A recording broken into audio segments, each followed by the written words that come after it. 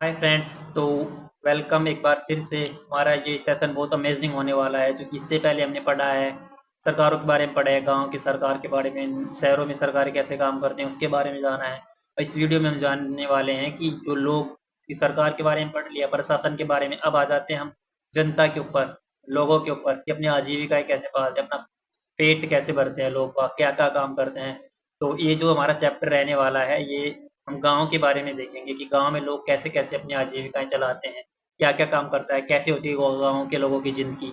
तो ये हमारे जो चैप्टर हम 7 नम चैप्टर नंबर 7 होगा, जो पॉलिटिकल साइंस है, एनसीईआरटी की 6th क्लास जो हमारी सीरीज़ चल रही है, उसका ये बड़ा शानदार वीडियो भी और शानदार चैप्टर है, जिसके बारे में हम डिस्कस करने वाले हैं, जो कि कहीं न कहीं हमारी अंडरस्टैंडिंग को भी मजबूत करेगा, हमारी सोचने समझने की क्षमता को, और बहुत सारे ऐसे क्वेश्चन मिलेंगे जो एग्जाम की दृष्टि से इम्पोर्टेंट होने वाले हैं। तो बस इसमें ये है कि इसमें ये पहले ये दे रखा है कि हम काम धंधे, जो विविधता पड़ी, विविधता पर काम धंधे का असर कैसे पड़ता है, काम धंधे पर विविधता का असर कैसे पड़ता है, लोग किन किन तरीकों से अपनी आजीविका चलाते हैं। पिछले दो पाठों में हमने देखा कि लोग आजीविका चलाने के सभी के पास समान अवसर नहीं होते हैं। तो किस प्रकार से आजीविका में जो असमानता बनी हुई होती है लोगों के बीच में, उसके बारे में हम जानेंगे। तो स्टार्ट करते हैं वीडियो को सीधा। ये कुछ एक डायग्राम दे रखा है, जिसमें कि ये बता रखा है कि लोग अलग अलग, जैसे एक ये सब्जी बेच रहा है कोई, मतलब सब अपने जीवन पालने के लिए, अपना पेट पालने के लिए अपनी आजीविका अलग अलग तरीके से, जैसे नाविक ये मछली पकड़ के या फिर बोटिंग करके अपना पेट भरते हैं। इसके अलावा अ, जैसे ये फसल उगा रहे हैं, और ये एक शॉप है, शॉप इधर मजदूरी करके कुछ लोग अपना पेट पालन कर रहे हैं, पेट भर रहे हैं, भरण पोषण कर रहे हैं। कुछ लोग खेती खेती किसानी करके, तो सबके अलग अलग है। अब इस पार्ट में जानेंगे हम ग्रामीण लोगों के आजीविका के बारे में जानेंगे, ग्रामीण। तो इसमें एक कहानी कहानी चूंकि ये चैप्टर हमने पहले भी देखा है कि इसमें कहानियाँ कुछ ज़्यादा ही, कहानी के माध्यम से, चूंकि 6th क्लास का चैप्टर है, तो इसमें कहानियों के माध्यम से अपने बेसिक्स को बनाने की कोशिश करता है ये जो भी ऑथर होगा। तो स्टार्टिंग में एक चैप्टर में जो कहानी ले रखा है, इस चैप्टर में वो ले रखा है, एक गांव है तमिलनाडु। तमिलनाडु कहाँ है? तमिलनाडु हमारा जो देश है उसके साउथ में, मतलब दक्षिण तमिल स्टेट्स में एक है तमिलनाडु। तमिलनाडु। तो आपको कमेंट सेक्शन में बताना है कि तमिलनाडु की राजधानी क्या है। आपको कमेंट सेक्शन में ये टाइप करना है कि कमेंट तमिलनाडु जो है उसकी राजधानी क्या है। और क्योंकि तमिलनाडु का एक गांव ले रखा है, कलपट्टू गांव, गांव का नाम है कलपट्टू। तो उसके बारे में बताता है कि यहाँ पे लोग कैसे कैसे किस किस प्रकार से काम करते हैं। यहाँ जो लोग हैं, जो दूसरे गांवों की तरह भी यहाँ पे खेती के अलावा खेती भी करते हैं, खेती के अलावा टोकरी, बर्तन, घड़े, मिट्टी मिट्टी के मतलब बर्तन हो गए, बैलगाड़ी इत्यादि, इन इनके माध्यम से भी अपनी आजीविका चलाते हैं। तो इसके अलावा जो वो ये गांव है, इसमें नर्स मतलब हॉस्पिटल भी है, कुछ शिक्षक भी हैं, धोबी भी हैं, धोबी कौन जो कपड़े धोते हैं, और नाई का काम है, साइकिल ठीक करने वाले भी हैं। इसके अलावा एक टिफ़िन की दुकान है, चाय सब्जी की दुकान। टिफ़िन की दुकान मतलब जहाँ से खाना मिलता है, खाने पीने की हल्की फुल्की चीज़ें मिल जाती है, जैसे सुबह इडली डोसा उपमा मिलता है।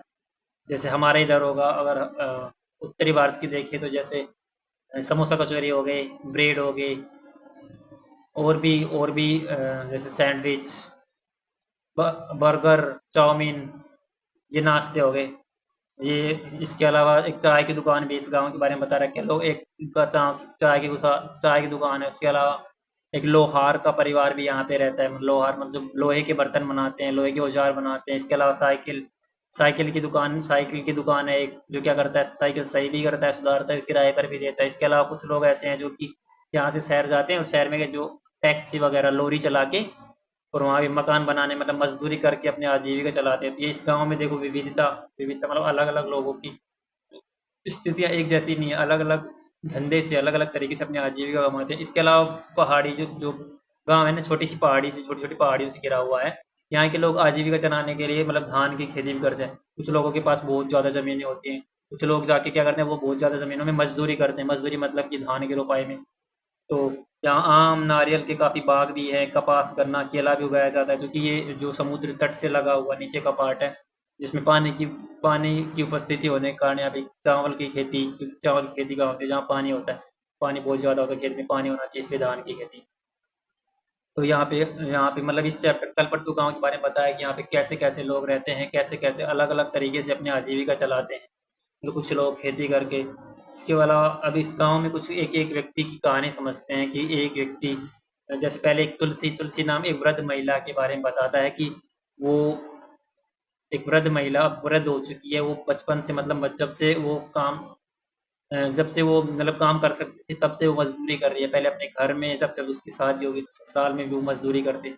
तो उसको बताते हैं कि साल में कुछ ही ऐसे मौके, क्योंकि मजदूरी करते हैं तो मजदूरी करते हैं, उनका जो साल में कुछ ही मौके, जब जैसे जैसे धान लगाना हो, उसको कटाई करनी हो, निराई करनी हो, तो इनमें कुछ ही अवसर होंगे साल के जब उन्हें जो नौकरी मिल जाती है। इसके अलावा उन मौकों में से एक है जब धान रोप रही हूँ। मतलब वो अपने बारे में बताती है कि मैं सुबह बहुत जल्दी उठ जाती हूँ और शाम सब सुबह साथ बहुत जल्दी उठ के 8:30 बजे काम पे आना होता है मुझे, और 4:30 बजे तक काम करती हूँ।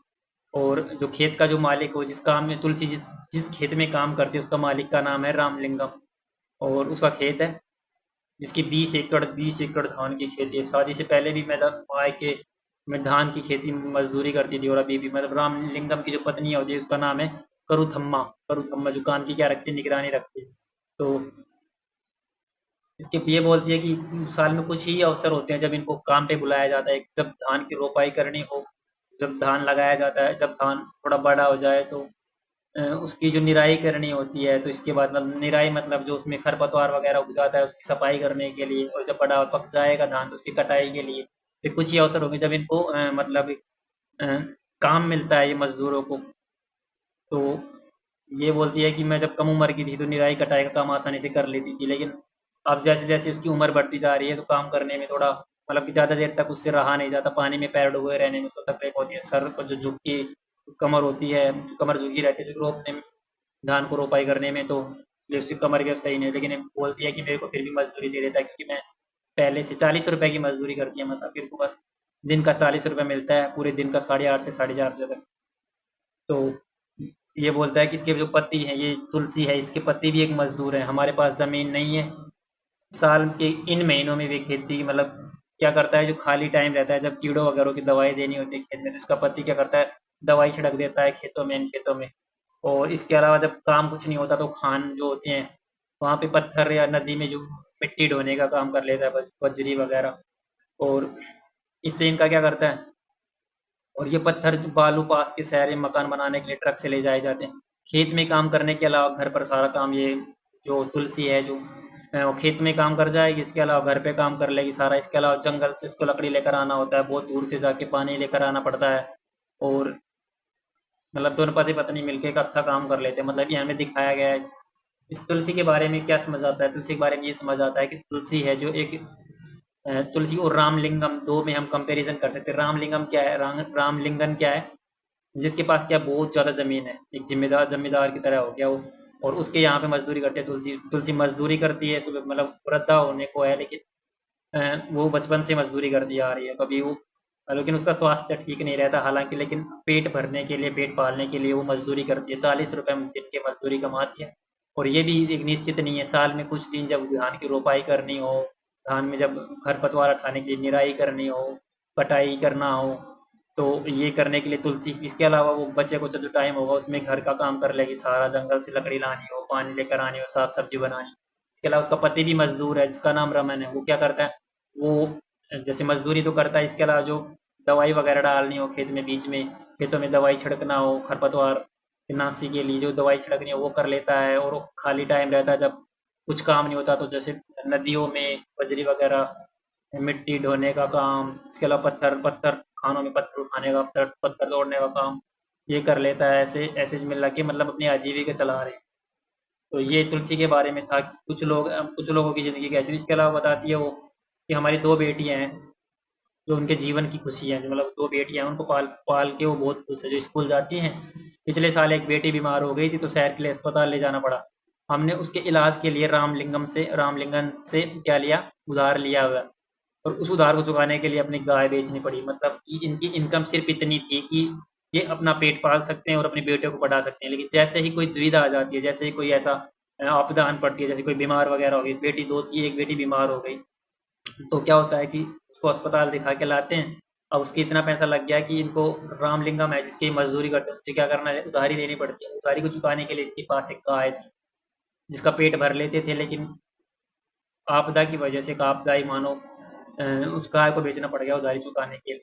तो ऐसे जो गरीब होते हैं कि जैसा जाल बन जाता है कि अगर थोड़ी सी भी मुसीबत आ जाए ना, तो पेट पालने के लिए उनको यहाँ तक कि गाय तक बेचनी पड़ जाती है। इसके अलावा इनके इलाकों में गरीब परिवारों को बहुत सारा जो समय होता है पानी एवं जलवान लकड़ी जलाने के लिए, लकड़ी लाने में, जानवर चराने में बीतता है, इन कामों में कोई पैसा नहीं मिलता।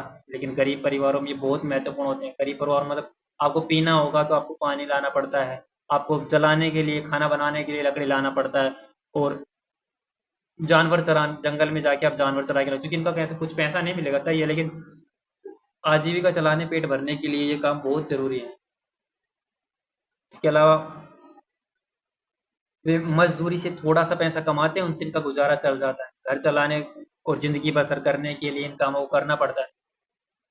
अब इसमें ये दे रखा है कि हमारे देश में जो ग्रामीण परिवार है ना, जो एक इम्पोर्टेंट, उसके हमारे जो देश है भारत, उसके जो ग्रामीण परिवार है उसके करीब 40% जो खेती हर मजदूर, जो किसानों की जो मजदूरी, किसान जो मजदूरी करते हैं, उसके अलावा जो 40% किसान ऐसे ही हैं जो अपनी आजीविका चलाने के लिए ऐसे मतलब कुछ भी करने को लिए तैयार रहते हैं, छोटे मोटे काम जो कि जिनके पास, और कुछ ऐसे होंगे जिनके पास छोटे छोटे जमीन के टुकड़े होंगे, और बहुत सारे ऐसे होंगे जिनके पास ज़मीन बिल्कुल नहीं होगी, जैसे भूमि किसान, जैसे अब तुलसी का एग्जांपल देखा था, और उनको पूरे साल उन्हें काम मतलब काम नहीं मिल पाता, तो मजबूरन उनको ऐसे काम करने पड़ते हैं या फिर बहुत दूर दराज के इलाकों में जाना पड़ता है। इस तरह का जो कुछ विशेष मौसमों में होता है, मतलब कि काम उनको कुछ जब ज़रूरत होगी तब उनको काम मिलता है, तब नहीं होता। ये वुमेन किसान जो गरीब हैं उनके साथ ऐसा होता है। तो एक कंडीशन ये थी। इसके अलावा एक दूसरा, उसी गांव का एक दूसरा व्यक्ति है शेखर। और शेखर क्या करता है, शेखर बोलता है अपने बारे में कि हमें धान अपने घर ले जाकर लेकर जाना है, हमारे परिवार में अभी अभी फसलों की कटाई हुई है। मतलब ये शेखर है ना, इसके पास 2 एकड़ जमीन है, मतलब कुछ जमीन है जिससे इनकी आजीविका चल जाती है खुद के दम पे। मजदूरी मतलब अपना इतना काम होता है कि अपना खुद काम कर लेते हैं, और कुछ धान होता है जिसको एक कुछ कुछ जो अधिशेष बच जाता है उसको बाजारों में बेच देते हैं, वरना जो अपने खाने पीने के लिए बचा लेते हैं। इसके अलावा इनको कभी कभी क्या होता है, उधारी लेनी पड़ जाती है बहुत ज़्यादा, तो उसकी चुकाने में चला जाता है। मतलब एक स्टेबल ऐसा है कि जैसे कुछ एकड़ ज़मीन है, अपना खुद का काम चला लेते हैं, एक ऐसे किसान का एग्जाम्पल है। तो ये क्या करते हैं, ऐसे किसान क्या करते हैं कि कई बार कटाई के समय दूसरे छोटे किसानों की मदद लेता हूँ, मतलब कि जैसे 2 4 5 किसान जिनके खेत पास में, छोटे किसान, वो एक के काम करवा देंगे, फिर जब उसकी फसल पकेगी तो ये जाके उसके जगह उसके यहाँ जाके काम करवा लेंगे। तो इस पिछली बार ये खुद का बात बोलता है, ये बात बताता है कि व्यापारी मुझे उधार पर बीज एवं खाद देता है। मतलब बीज और खाद कैसे लेके आता है, ये उधार से लेके आता है, और इसके बदले में उसको क्या करना पड़ता है, उसे जो व्यापारी है जिससे बीज खाद लेके आया है उसे कम दामों पर उसे धान बेचना पड़ता है। अगर बाजार में बेचो तो पैसे ज़्यादा मिल जाए, लेकिन उधार भी तो चुकाना होता है। व्यापारी इन्हें किसानों को याद दिलाने के लिए अपने एजेंट पहले भेज देता है। और अब इसका जो खेत था 2 एकड़, उसमें 60 बोरी धान मिलेगा, उसमें से कुछ क्या कर देगा, ये उधार चुका देगा, बाकी अपने घर में लग जाएगा। और लेकिन मेरे हिस्से में जो आता है वह सिर्फ ठीक 8 महीने ही चल पाता है। मतलब जो ये उगा पाता है, जितना धान ये उगा पाता है वो 8 महीने में खत्म हो जाता है। अब इसके अलावा बचे कितने, 4 महीने। 4 महीने क्या करना पड़ेगा, 4 महीने इनको मजदूरी करनी पड़ेगी, इनको कमाने की जरूरत पड़ती है। तो फिर क्या करते हैं, राम जो टाइम बचता है 4 महीने, रामलिंगम जो है वो इसके पे एक चावल की मिल है, उस मिल में काम करता है, पड़ोस में दाने इकट्ठा करने का काम करता है।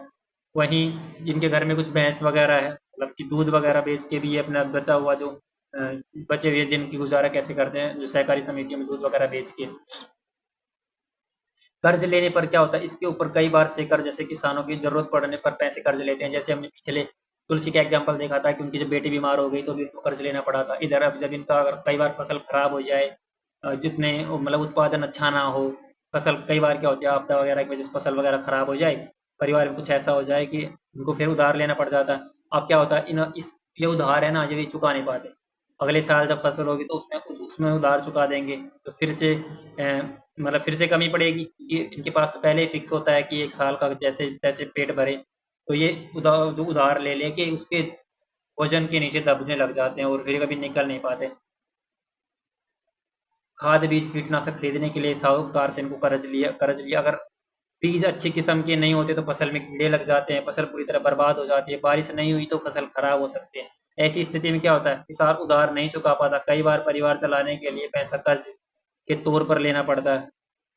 और मैंने बताया ना कि जब ऐसा 1-2 साल हो जाए, बार-बार ऐसा होता है, तो किसान कर्ज के नीचे दब जाता है। वो चुका ही नहीं पाता कभी, क्योंकि उसकी इनकम इतनी होगी नहीं कि एकदम से सारा चुका दे। इनकम इतनी होती है, खुद का पेट भर ले, थोड़ा बहुत बच जाए जिसको बाजार में, और कभी कुछ कुछ ऐसा हो जाए कि जैसे फसल वगैरह खराब हो जाए, अच्छी फसल ही नहीं होगी, तो वो फिर उधार के नीचे। और कई कई बार ऐसी कंडीशन बच जाती है कि बहुत सारे किसान क्या करते हैं, आत्महत्या तक कर लेते हैं, आत्महत्या सुसाइड तक कर लेते हैं। बहुत सारे लोग क्या कर लेते हैं, आत्महत्या, कर्ज के दबाव के कारण। जब लोग कर्ज से बाहर नहीं निकल पाते तो वो आत्महत्या के रास्ते तक छोड़ लेते हैं। इसके अलावा अब 2 किसान पढ़े हमने। एक पढ़ा हमने तुलसी के बारे में पढ़ा, जो कि जिसके पास कुछ भी भूमि नहीं थी, भूमिहीन किसान था। इसके बाद हमने पढ़ा जिसके पास थोड़ी बहुत ज़मीन थी, 2 एकड़ ज़मीन थी। और अब हम पढ़ने वाले हैं शेखर। शेखर के बारे में पढ़ेंगे, रामलिंगम और उसकी पत्नी करुथम्मा। ये क्या है, ये पैसे वाले हैं, इनके पास बहुत सारी ज़मीन। ज़मीन के अलावा रामलिंगम, जिसका नाम, सॉरी अगर बोलने में गलती हो, के परिवार के पास एक चावल की मिल है, जो कि इसके पास 20 एकड़ तो जो ज़मीन थी। इसके अलावा क्या है, चावल की मिल भी है। ये पैसे वाले किसान हो गए। 3 प्रकार से डिवाइड कर दिया इन्होंने।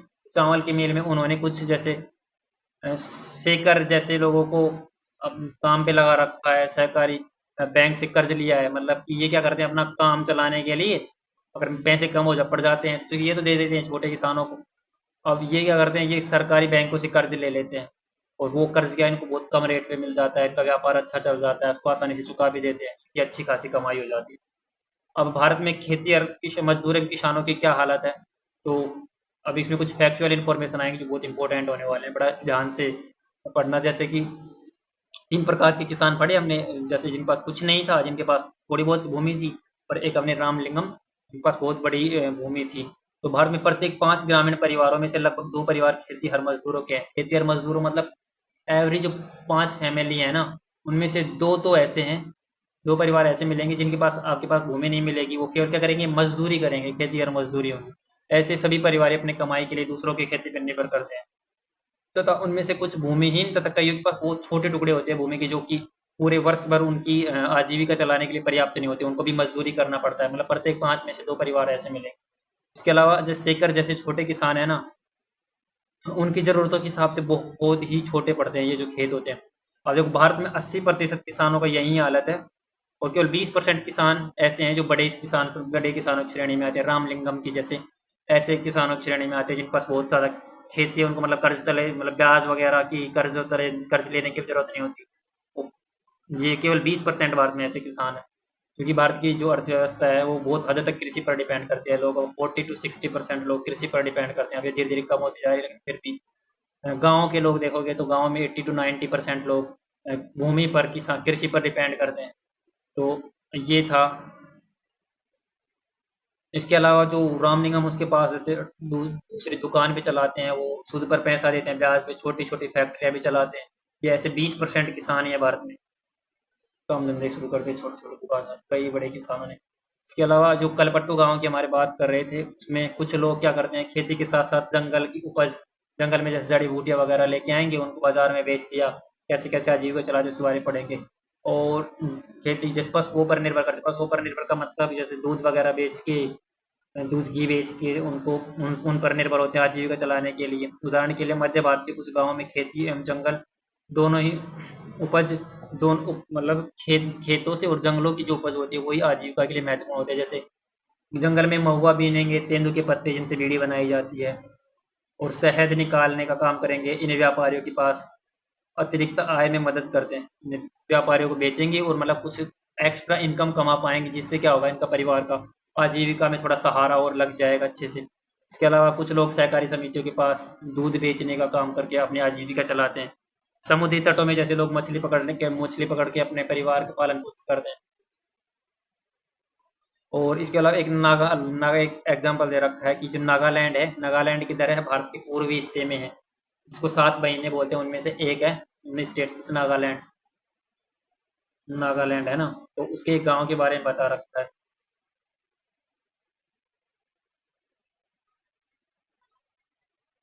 उस गांव के बारे में क्या बता रहा है कि यह एक गांव है जिसका नाम है चिजामी। चिजामी है, यहाँ नागालैंड के फेक जिले में है। मतलब जिला फेक नहीं है, उसका नाम है फेक, फेक जिला। उसका उसमें एक गांव है चिजामी। गांव में रहने वाले लोगों को क्या बोलते हैं, किस समुदाय के वो, चकी संघ समुदाय के हैं। और ये सीढ़ी नुमा खेती करते हैं। सीढ़ी नुमा खेती मतलब इसका मतलब क्या होता है, इसका मतलब होता है पहाड़ी की जो ढलाऊ जमीन पर छोटे छोटे साफ टुकड़े बना दिए। जैसे ये डायग्राम में दे रखा है, चित्र में दे रखा है कि ये जो पहाड़ी है, ये पहाड़ी जैसे कोई पहाड़ी है, उसमें छोटे छोटे टुकड़े बना रखे हैं जमीन के। और उस उन छोटे छोटे टुकड़ों में बांट दिया जाता है। तो उन जमीनों में सीढ़ियों के रूप में बदल दिया जाता है। मतलब कि पहाड़ी के एक यहाँ पे थोड़ी सपाट जमीन पे थोड़े नीचे आते, वहाँ थोड़ी सपाट सपाट बना दिया। इस तरीके से सीढ़ीनुमा जमीन बना लेंगे और प्रत्येक सपाट टुकड़े के किनारों को ऊपर उठा देते हैं। मतलब कि जैसे पहाड़ी का ढलान ऐसे होता है, ये इस तरीके से बनाते हैं। जमीन की जो किनारा होता है जहाँ से पानी ना निकले, उसको थोड़ा ऊंचा उठा देते हैं। मतलब जिस साइड से पानी गिर जिस पर ढलान होता है, किनारों को थोड़ा ऊंचा उठा देते हैं। जैसे ऐसे ऐसे होते पहाड़ी, ये इसको ऐसे बना देंगे इस साइड से थोड़ा ऊंचा, ताकि वो पानी इधर भरा रहे। और इसमें क्या करते हैं, इसमें पानी भरा रहता है, जिससे चावल की खेती के लिए सबसे अच्छा होता है। सिजामी के लोगों के आसपास पास अपने अपने खेत होते हैं, लेकिन ये इकट्ठे होकर एक दूसरे खेतों में भी काम करते हैं। 6 से 8 लोगों का एक समूह होता है जो इकट्ठे मिलकर पहाड़ में एक हिस्से की घास पर, मतलब जो खरपतवार होते हैं, घास पतवार साफ करते हैं। और जब दिन का काम खत्म हो जाता है तो सारा समूह इकट्ठे बैठकर एक साथ खाना खाते हैं। ऐसे कई दिनों तक चलता है, तब तक जब तक कि काम खत्म नहीं होता। तो मतलब ये एक साथ मिलकर, सभी लोग एक साथ मिलकर फिर एक का सारा काम करते हैं। ये एक गांव का एग्जाम्पल था। इसके अलावा एक मछली पकड़ने वालों के परिवार के बारे में बताते हैं कि उनकी आजीविका कैसे चलती है। उनकी आजीविका जैसे कि उसके जो कलपट्टू जो गांव पड़ा उसके पास में एक दूसरा गांव पड़ता है, जहाँ पे रहते हैं, जिसका नाम है कुद्दूपेट नाम से कोई गांव है। और वहाँ पे रहते हैं अरुणा और पारीवेलन, जो क्या करते हैं, समुद्र के किनारे का गांव है। वहाँ के उसके जो परिवार के सदस्य होंगे वो मछली पकड़ के लाते हैं। सुबह उनको बहुत जल्दी उठना पड़ता है। और ये क्या करते हैं, ये चारों ओर जाल, और जो कैटामैरन मछुआरों के लिए एक खास तरह की छोटी नाव होती है। मतलब एक छोटी नाव होती है जिसके सहारे समुद्रों में जाके मछली पकड़ के लाते हैं। और सुबह 7 बजे समुद्र के किनारे बड़ी गहमा गहमी, मतलब कि ये सुबह बहुत जल्दी जाएंगे, 7 बजे 6-7 बजे तक लौट आते हैं समुद्र से मछली पकड़ के। और वहाँ पे क्या करते हैं, वहाँ पे जो मछली होती हैं, जैसे हमारी सब्जी मंडियाँ होती हैं, वैसे मछलियों के लिए मंडियाँ लगती है, मछलियों को बेचा जाता है। और छोटे लोग जो होंगे, जो छोटे खुदरा खुदरा व्यापारी जिनको बोलेंगे, वो मछली यहाँ से खरीदेंगे, पास के बाजारों में ले जाके बेचेंगे। ऐसे परिवार चलाते हैं। अभी अरुणा और पारीवेलन कौन है? अरुणा अरुणा एक स्त्री जिसके पति का नाम पारीवेलन है। इसके अलावा उसका भाई और जीजा भी साथ में रहते हैं। मतलब कि ये क्या करते हैं, ये बताती है कहानी तरीके से बता रहे हैं कि आज उनको आने में बहुत लेट हो गया, शायद वो कहीं तूफान में फंस गए थे। और मछलियाँ भी पकड़ी गई, मैंने परिवार आज जो मछलियाँ पकड़ी गई, मैंने परिवार के लिए कुछ मछलियाँ एक तरफ उठा के रख ली, बाकी मैं नीलाम कर दूंगी। मतलब कि ये स्त्रियाँ क्या करती हैं, ये मछली पकड़ के लाते हैं, स्त्रियाँ उनको बेच के आती हैं। और वह 4 भागों में बट जाता है। 3 हिस्से में तीनों लोग ले लेते हैं, जैसे इसके पति हो गए, भाई हो गए, इसके जीजाजी हो गए, और एक घर के लिए जो मछली पकड़ने जाते हैं। बाकी एक हिस्सा मिलता है, एक हिस्सा उसको मिलता है जिसकी जो नाव होती है, जिसका वो जाल वगैरह होते हैं, जिसके ये काम करते हैं। लेकिन इन्होंने क्या किया, इन्होंने बैंक से उधार लेके खुद एक इंजन ले लिया, मतलब खुद की एक नाव ले ली। तो इनको वो हिस्सा नहीं देना पड़ता। अभी बहुत समुद्र में आगे तक जा सकते हैं कैटामैरन एक स्पेशल नाव होगी, छोटी नाव जो कि समुद्र में आगे तक जाके इस मछली पकड़ के लाते हैं। तो नीलामी में जो औरतें यहाँ मछली खरीदती हैं, वे टोकरी भर भर के पास के गाँव में ले जाती हैं। दोपहर 12 बजे तक नीलामी से निपट पाती हूँ। शाम को बाकी रिश्तेदार मिलकर जाल, अब शाम को क्या करेंगे, सारे जने मिलके जो मछली पकड़ के लाए जाल को सुलझाते हैं। और करीब 4 महीने तक वे समुद्र नहीं जा पाते, क्योंकि जब वो मानसून के टाइम में मछलियों का प्रजनन काल होता है, मतलब मछलियों के प्रजनन का काल होता है मानसून के टाइम, उस टाइम में 4 महीने तक समुद्र में नहीं जा पाते। समुद्र में नहीं जाएंगे तो अब इनकी आजीविका से खतरा उत्पन्न हो जाता है। तो इन महीनों में ये क्या करते हैं, व्यापारी से उधार ले लेते हैं, क्योंकि आजीविका तो चलानी होगी ना, पेट तो भरना पड़ेगा ना। तो क्या करते हैं, जो 4-5 महीने रहेंगे उनमें व्यापारी से उधार ले लेते हैं, और उसी व्यापारी को मछली बेचनी पड़ती है। और हम खुद खुद ही नीलामी नहीं कर पाते, हम खुद खुली नीलामी नहीं कर पाते, जो कि अब उनको जो कर्जा चुकाने के लिए उस व्यापारी को कम दर में, क्योंकि हमने ऊपर भी पढ़ा है कि साहूकार से रुपए ले लेंगे, व्यापारी से रुपए लेना पड़ जाता है कभी कभी। फिर उनको कंडीशन रख देते हैं कि आपको हमें ही बेचना पड़ेगा, जो भी बचा जो अधिशेष होता है, अधिशेष नहीं हो तो भी बेचना पड़ेगा, क्योंकि आपको कर्ज चुकाना होगा, नहीं तो आप कर्ज के नीचे दबे जाओगे और फिर वो उससे बाहर नहीं निकला जाएगा। तो ये मछली पकड़ने वालों के परिवार के बारे में पढ़ा। इसके अलावा ग्रामीण क्षेत्रों में आजीविका के साधन की बात की जाए तो ग्रामीण क्षेत्रों में लोग अपनी आय के विभिन्न तरीकों से खेती बाड़ी करने का काम करते हैं। खेती बाड़ी करके और अपनी आजीविका चलाते हैं। इसके अलावा कई तरह के काम खेतों में होते हैं, जैसे खेत तैयार करना, अब तो ट्रैक्टर वगैरह से तैयार हो जाएंगे। इसके अलावा रोपाई बोआई, निराई करना, कटाई करना, रोपाई, देखा हमने जैसे धान रोपाई करते हैं, बुआई करना, निराई करना, कटना। हम प्रकृति पर निर्भर है, मतलब इसी प्रकार देखें तो फसलें वगैरह अच्छी होंगी तो प्रॉफिट भी ज़्यादा मिलेगा, आजीविका अच्छे से जी पाएंगे। अगर फसल पर नुकसान हो जाता है, फसल में कुछ आपदा वगैरह आ जाए तो क्या होता है, जीवन वही मुश्किलों में आ जाता है। तो ये किस पे निर्भर करता है, ये निर्भर करता है प्रकृति पर, ऋतुओं पर। जब बुवाई और कटाई का समय आता है तो लोगों के पास काम धंधा होता है, काम का बहुत ज़्यादा बोझ रहेगा, एक दूसरे समय में काम का बोझ रहेगा। अलग अलग क्षेत्रों में ग्रामीण लोग अलग अलग तरह की फसलें उगाते हैं। इससे जीवन की पारिस्थितिकी उनकी समस्याओं में काफ़ी समान, लेकिन हाँ, फसलें तो अलग अलग उगाएंगे लोग। अलग अलग क्षेत्रों की बात करें तो देश के भी अलग अलग हिस्सों में लोग अलग अलग फसलें उगाते हैं, लेकिन उनके जो जीवन के स्तर पर देखें ना तो उनकी पारिस्थिति में बहुत सी समानताएँ पाई जाती है। बहुत सी समानताएँ मतलब कि वो ही जैसे हमने पढ़ा था कि मछली पालने वाले के लिए भी कर्ज की समस्या है। उनके लिए भी एक फ़िक्स वो नहीं है कि एक फ़िक्स टाइम तक उनको वो मिल रहेगा। मतलब एक तरीका तो वो है कि हम मज़दूरी वाला मज़दूरी करेगा, मछली पकड़ने वाला मज़दूरी लेकिन मछली पकड़ेगा। लेकिन होता क्या है कि वो ही समस्याएँ सबके जीवन में आ जाएँगी कि निश्चित आजीविका के लिए पेट भरने के लिए कुछ ऐसा भी सभी के जीवन में ऐसा काम आता है कि कभी उनको कर्ज भी लेना पड़ जाता है। तो मतलब जीवन की परिस्थितियाँ तो काफ़ी हद तक सेम रहती है गाँव से जुड़ी हुई। अ, लोग कैसे ज़िंदगी बसर करते हैं, कितना कमा पाते हैं, या इस बात पर निर्भर करता है कि ज़मीन को जोतते हैं वह कैसी है।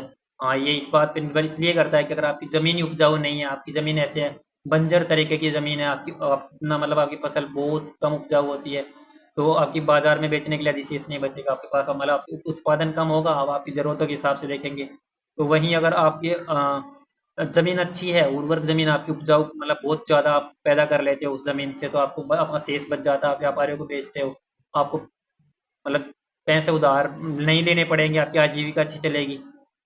और अगर उधार कई बार क्या होता है, अगर फसल खराब खराब हो जाए तो पैसे उधार लेने पड़ जाए, जिससे गुजर बसर करने के लिए परिवार आखिरकार उधार उधार लेना पड़ता है। और फिर जब उन व्यापारियों को उधार वापस चुकाना पड़ता है, कम रेट पे चुकाना पड़ता है, तो ये होता है।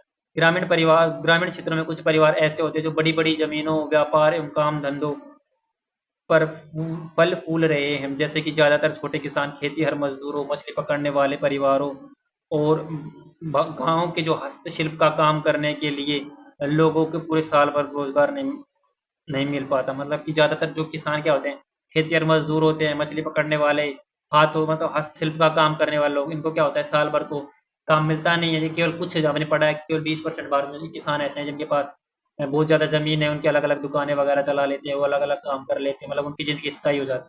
इसके अलावा 80% किसान ऐसे हैं जो जिनके पास या तो बहुत कम ज़मीन है या फिर ज़मीन है ही नहीं। तो साल के कईयों के पास तो पूरी साल भर खाने के लिए मतलब बहुत मतलब आजीविका का खतरा उत्पन्न रहता है। कुछ के पास जैसे साल के कुछ मंथ में, इसके अलावा अगर कोई आपदा वगैरह आ जाए, कुछ भी ऐसा हो जाए जिस फसल सही नहीं हुई, कोई घर में बीमार हो जाए, तो किसान कर्ज के तले दब जाते हैं और ऐसी ऐसी स्थिति बन जाती है कि कई बार उनको सुसाइड तक की नौबत आ जाती है, किसान सुसाइड कर लेते हैं, मतलब आत्महत्या कर लेते हैं। तो ये था, हमने गाँव की आजीविका के बारे में जाना कि लोग कैसे-कैसे अपनी आजीविका चलाते हैं। क्योंकि गाँव में रहते होंगे तो गाँव में देखा भी होगा कि लोग बाग कैसे-कैसे बाहर कहीं मज़दूरी करके, खेतों में काम करके, छोटी-मोटी दुकान चला के, सब्जियाँ बेच के। अब ये हमने गाँव के बारे में हमने देखा। अब जो नेक्स्ट चैप्टर होगा उसमें हम शहर के बारे में पढ़ेंगे कि शहर के लोग अपनी आजीविका किस प्रकार से चलाते हैं, अपना पेट पालने के लिए क्या-क्या काम करते हैं शहर के लोग और कैसी व्यवस्थाएँ होती हैं। तो आई होप बहुत अच्छे से समझ में आया होगा। आपको बहुत मतलब आपकी बेसिक बिल्ड होगा इससे और अंडरस्टैंडिंग अच्छी बनी होगी। तो वीडियो को लाइक करना, शेयर करना, ज़्यादा से ज़्यादा सब्सक्राइब करना ना भूलता। मिलते हैं अगले वीडियो में, अगले अमेजिंग वीडियो में कुछ अलग पढ़ेंगे, अलग सीखेंगे। तो थैंक यू, मिलते हैं नेक्स्ट वीडियो में।